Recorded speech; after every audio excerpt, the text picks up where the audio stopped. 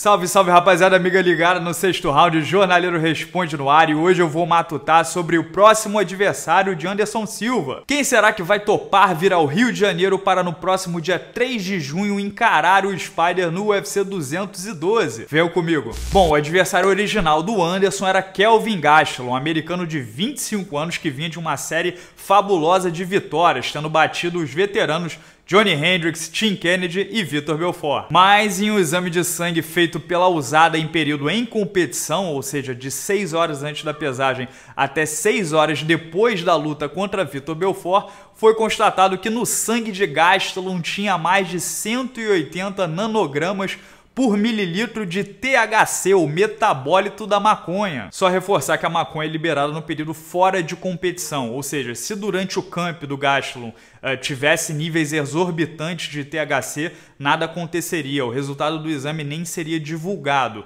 porque ela não é considerada uma substância que melhora a performance. Em competição ela é proibida porque tem um efeito analgésico e também para impedir que um ou outro atleta seja irresponsável a ponto de lutar completamente chapado e traga alguma consequência negativa para o evento. Bom, mas esse não é o ponto central do vídeo. O ponto central do vídeo são os candidatos a enfrentar Anderson Silva. Quem são os mais cotados para a vaga? O primeiro da minha listinha é Rashad Evans, de 37 anos, que disse publicamente que entraria em contato com seu empresário para pedir essa luta. O Rashad já teve cotado várias vezes num passado longínquo para enfrentar o Anderson. Acontece que ele demorou demais para migrar para a categoria até 84 quilos. Vem de 3 derrotas seguidas e a última sendo para o Dan Kelly, que é o último presente no ranking. Rashad está em baixa, é uma luta extremamente improvável. Quem falou também o nome do Spider foi Luke Rockhold e Yoel Romero. Rockhold, ex-campeão, lutaria com Ronaldo Jacaré em novembro, se machucou, se recuperou e já está procurando luta.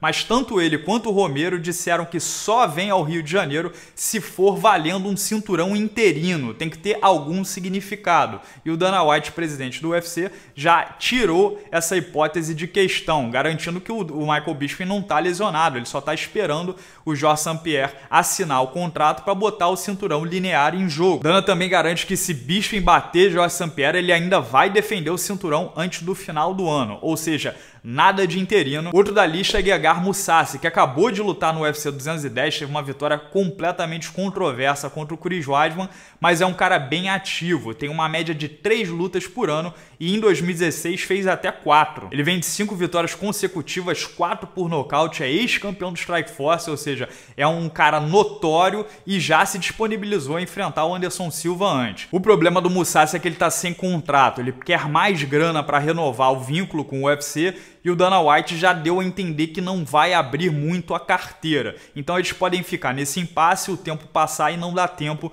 do Mousasi acertar para o UFC 212. Tem também o Chris Weidman extremamente contrariado pela derrota para o Mousasi, querendo voltar o mais rápido possível. Por mais que o Weidman venha de 3 derrotas consecutivas, ele ainda está na frente do Anderson no ranking e, claro, a rivalidade entre eles nunca vai se apagar. Ele foi o homem que tirou o Anderson Silva do seu trono. Uma luta com o Spider poderia ser um prêmio de consolação para o Weidman para não ter a revanche com o Mousasi. Ele ainda é um grande nome e traria bastante atenção para esse card que é um pay-per-view. Tem também o fenômeno Vitor Belfort, que sim, foi nocauteado 4 vezes nas últimas 5 lutas e já avisou que essa no Rio de Janeiro vai ser a sua última apresentação. O problema são os momentos distintos. O Vitor tá com a mão na maçaneta para abrir a porta e sair do esporte e o Anderson ainda aspira ser campeão novamente. Dificilmente também o Anderson vai conseguir produzir um final cinematográfico como no primeiro encontro entre eles, então talvez não tenha muito a ganhar com esse casamento. O Vitor deixou claro também que gostaria de uma disputa um pouquinho mais amena, citando até o nome do CM Punk. Pesa a favor desse duelo o lado comercial, certamente lotaria a arena na Barra da Tijuca e ferveria o mercado nacional. Outro é o australiano Robert Whittaker, 6º do mundo, uma posição à frente do Anderson, que enfrenta o brasileiro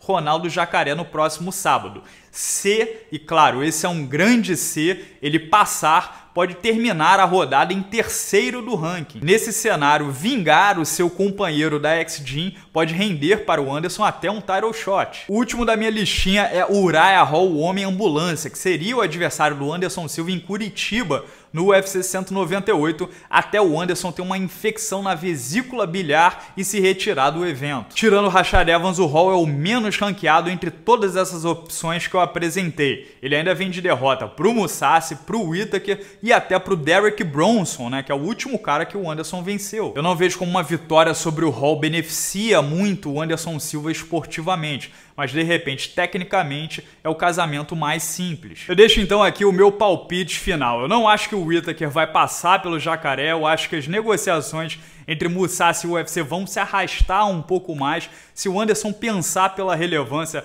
Rashad Evans e Uriah Hall estão fora de cogitação, estão em péssima fase. O Weidman, na verdade, foi uma coisa que veio meio da minha cabeça, não tem nenhum papo de bastidores e tal, ele ainda tá remoendo a derrota pro Mousasi. Acho que os favoritos, então, são Luke Rockhold e Vitor Belfort. O Vitor ainda tem o lobby da TV Globo, que garantiria bastante audiência. O Rockhold é o mais bem ranqueado, é o número 2 do mundo. E se abrir mão dessa ideia de lutar por cinturão interino, pode acabar muito bem sendo o escolhido. E vocês, o que acham? Algum desses 7 vai ser o selecionado? Deixe seus comentários aqui embaixo no vídeo ou lá direto no sextoround.com.br que a gente troca uma ideia.